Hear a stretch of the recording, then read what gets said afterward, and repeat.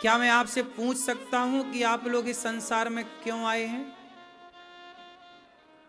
क्यों भैया, आप इस संसार में काहे आए हो? बैठे बैठे मेहनत मेहनत तो गधा कर रहा है। मेहनत तो गधा सबसे ज्यादा करता है। भैया आप बताओ, आप काहे के लिए संसार में आए हो? आप बताओ।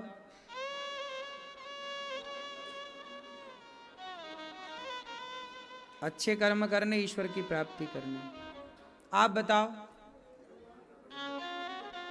कर रहे हो भजन भगवान का कि केवल बता ही रहे हैं?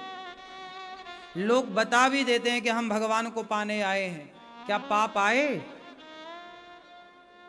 क्या प्राप्त कर पाए? क्यों टोपी वाले भैया, क्यों आए हो संसार में?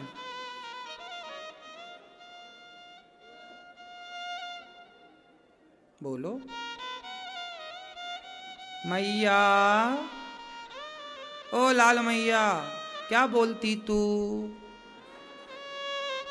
संसार में क्यों आई हो मेरी माँ? हैं? भगवान पे कृपा करने? हैं? ठीक है, हम इस संसार में क्यों आए हैं? आने का मूल कारण क्या है? विवाह करने आए हैं क्या? बच्चा पैदा करने आए हैं क्या? हम इस संसार में क्यों आए हैं? क्यों भेजा है हमें भगवान ने? तो सुनो, एक राजा ने अपने 3 मंत्रियों को बुलाया। यहां 3 मंत्री आए। तीनों मंत्रियों को राजा ने एक एक झोला पकड़ाया, तीनों को बिल्कुल बराबर बराबर झोला। जा, ये झोला पकड़ो, और बगीचा है सामने फलों का, जा ताजे ताजे ताजे ताजे फल तोड़ करके लाओ। टाइम दिया राजा ने सबको, प्रॉपर टाइम दिया कि 3 घंटे का टाइम है, आपको 3 घंटे में झोला भर के लाना है। जा, 3 मंत्री हैं, 3 घंटा है, 3 झोला है, बगीचा एक है। एक बगीचे में जाओ, बहुत सारे फल लगे हैं, मौसमी मौसम के सारे हैं वहां, जा तोड़ कर लाओ। एक मंत्री गया, ईमानदारी से पेड़ पर चढ़ा, ताजे ताजे फल उसने तोड़े, झोला तैयार करने लग गया। दूसरा मंत्री आया, उसने वहां पर देखा कि बढ़िया ठंडी हवा चल रही है, ठंडक है, बोला 3 घंटे हैं, थोड़ा 1 आध घंटे लेट लूं, विश्राम कर लूं। तो पेड़ की छांव में बढ़िया हवा चल रही थी, ठंडक थी, लेटा लेटा तो सो गया, और जब सोया तो गहरी नींद में चला गया। तीसरा द्वार पर जो से वहां का माली था, उस बगीचे की देखरेख करने वाला, उससे बात करने लगा। पंचायत, कितना पेड़ लगे हैं यहाँ, कितना फल होता है, कितने का टर्नओवर है, कितना आता है पैसा, कितना, सब जानकारी वो इतना पंचायत में डूबा कि उसके कब 3 घंटे निकल गए पता ही नहीं लगे। जब वो ऊपर पेड़ में चढ़कर तोड़ने वाला ईमानदार मंत्री जब तोड़कर चला, तो देखा कि उसका दूसरा साथी सो रहा है। तो उसी ने जगाया, ए भैया उठ जा, टाइम हो गया। अरे टाइम हो गया, और मैंने तो झोला में कुछ भरा ही नहीं। तुरंत उसने जो नीचे पड़े थे, हवा से गिर गए थे, सड़े पचे जो फल थे, उनको भरा, झोला तैयार। दोनों बाहर निकले तो तीसरा पंचायत कर रहा गेट पे। अरे समय हो गया, देखा नहीं? अरे समय हो गया, पता ही नहीं लगा, हम तो 2 घंटे से 3 घंटे से प्रपंच कर रहे थे। अब वो क्या करे, उसने माटी पत्थर भरे, ऊपर कुछ फल मिल गए होंगे, थोड़ा बहुत भरा, तीनों का झोला तैयार। एक के झोले में ताजे फल हैं, दूसरे के झोले में बासे फल हैं जो बहुत दिन पहले गिरे थे, सड़े हैं, कुछ साफ हैं, कुछ ऐसे ही, और तीसरे के झोले में तो माटी थी और पत्थर थे नीचे। उसने अब जल्दी जल्दी में पत्थर माटी, समय निकल चुका। तीनों राजा के सामने खड़े भई, महाराज की जय हो। आ गए, चलो बताओ क्या लाए हो? तीनों ने कहा महाराज झोला तैयार है, ताजे ताजे ताजे ताजे फल।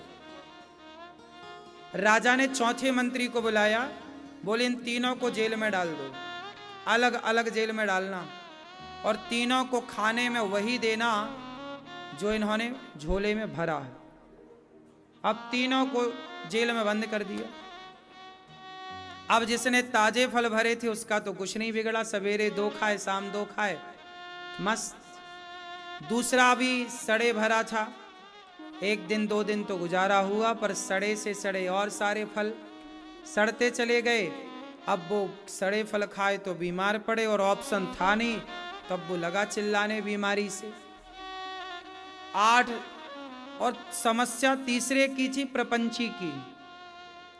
वो क्या मट्टी खाए, पत्थर खाए? अब ये बताओ मुझे आप लोग, उन 3 में 2 लोग परेशान हैं। राजा ने कहा इन लोगों को 1 महीने तक जेल में रखना है, और खाने को वही केवल जो भरा है। तो भैया 4, 6, 7 दिन बाद तो वो मर गया जिसके माटी और पत्थर थे, भूखा, तड़प तड़प के मर गया भूख से।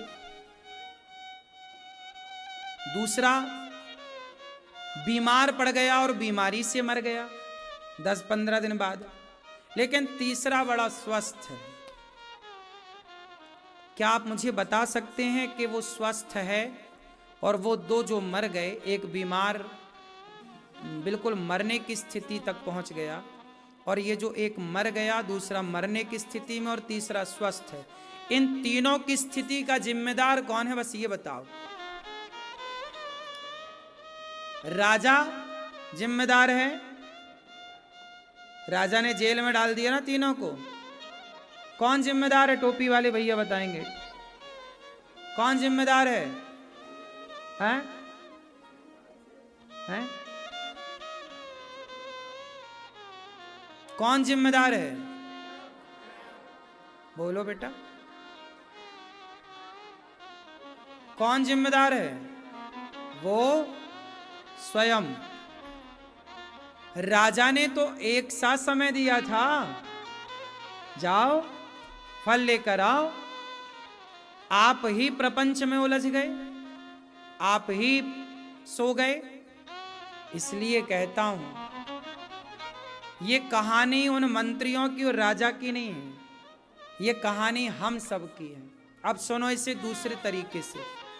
कहानी वही है, एंगल जरा बदल जाएगा। एक राजा ने मंत्री को बगीचे में भेजा। एक राजा मतलब भगवान राजा है। भगवान ने हम सबको भेजा। संसार एक बगीचा है, संसार एक। इस बगीचे में आप और हम आए, क्या करने आए?